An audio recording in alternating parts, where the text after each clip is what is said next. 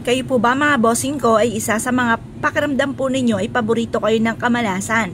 Or kaya po mga bossing ko ay nais po na mas higit na maswerte po kayo? Ako po yung share sa inyo mga bossing. Simple lang ito pero napaka-epektibo po nito mga bossing.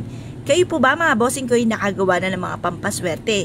Ito po ba ito malab ka agad? Ako po yung may ipapayo sa inyo mga bossing. Para mabilis matupad ang mga kahilingan, ang gawin nyo po mga bossing ko ay magmumula sa puso ang inyong mga pagwiwish mga bossing. At kung ano ang binubuka ng inyong pong bibig ay siya rin pong tinatakbo ng inyong isipan.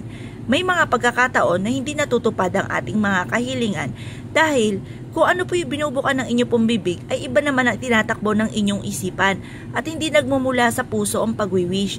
Masasabi ko lamang baguhin po natin ang ating sistema. Dahil ako po dati-dati ganyan po ako mga bossing. Lumilipad ang aking isipan pero iba naman ang binubuka ng aking pong bibig. Ngayon po mga bossing ang ginawa ko, nag-concentrate lang po ako mga bossing. Focus po ako sa aking mga wini-wish at nagmumula sa puso ang aking mga kahilingan. Halimbawa po'y ganito. Kayo po'y humarap sa may silangan na hawak ang 2 perasong ito. Ito po yung dahon ng laurel at ganoon din po mga bossing ko ang ating bawang. At pagkatapos 6:30 or kaya po'y 7:00 at maglaan tayo ng ilang oras or minuto mga bossing ko hanggang 8:00 ng umaga kasi ibibilad pa po natin ito. Magwi-wish po kayo.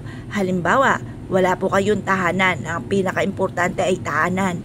Sabihin po natin dito, magkaroon ako ng sarili kong bahay na malaking tahanan. Ganun pa mga bossing. Kung ang wish po ninyo ay malaki, terrific ang mga wishes, terrific din ang pagkayod. Siyempre mga bossing, may mga pagkakataon na gusto nyo ay malaking bahay, pero ang pagkayod naman ay panakto lamang.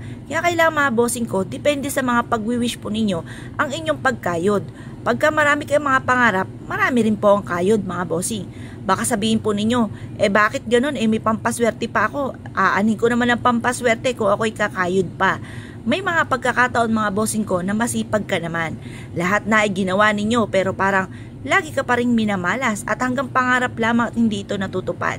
Kaya sasabayan natin ang mga pampaswerte para kung ano man po mga kamalasan na darating sa inyo ay may pangharang kayo ng mga kamalasan. Kaya dyan papasok ang mga pampaswerte. Bukod pa sa panalangin sa mahal na Panginoon. Taimtim na panalangin sa mahal na Panginoon. Ngayon po mga bossing, yan po ay napagdaanan ko na yung mga ganyang sitwasyon. Kaya dinagdagan ko lang po ng pampaswerte sa aking pong buhay. At ako naman po ay nagulat sa dami ng mga swerteng dumating.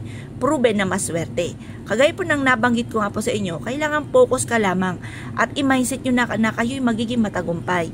May mga pagkakataon din na kayo mismo ang kumukontra sa inyo po mga pangarap na marami kayong mga baka-baka sa inyong isipan na baka hindi ito tumalab, baka hindi naman kayo yumaman, baka hindi naman matupad ang mga pangarap.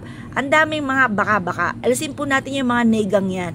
Kaya i-mindset na po natin matapos natin itong gawin na simula na ito ng tagumpay sa buhay, matutupad ang lahat ng mga pangarap sa buhay. Kung kayo po naniniwala at nais nyo po itong gawin, kahit anong araw ay pwede nyo siyang gawin, basta ikaw po ay makakapag-focus ng panalangin. At sa umaga nyo lang po ito gagawin mga bossing. Ibilad ito sa sinag ng araw at pagkatapos, bitbitin kahit saan kayo magtungo. Ilagay sa isang pouch na kulay pula, gold or kaya po ay green. Or kaya po mga bossing ko ay kulay blue. Depende kung ano ang meron kayo. Huwag nyo na ipe-pressure ang inyong sarili. Baka mainis ka pa, sabihin nyo, paano yan? Wala akong ganito, wala akong ganyan. Kung anong meron na lang po kayo mga bossing. Ngayon pa mga bossing ko kayo pinaniniwala, ay subukan nyo na po ito. Lagi nyo rin po palang pipisilin ng ating pong bawang. Baka kasi ang ating bawang ay malambot na, ibig sabihin, tuyo na po yan. Marami na yung mga nahigop na negatibong espiritu. Palitan nyo po lagi ng bagong bawang mga bossing. Basta matigas pa yung bawang, fresh pa po yan, pwede pa po yan. At nagtatagal naman po talaga ang bawang, matagal po yung matuyo mga bossing. Kung kayo po naniwala at dahil siya po itong gawin, ay siya mga bossing. Good luck po sa inyo po lahat!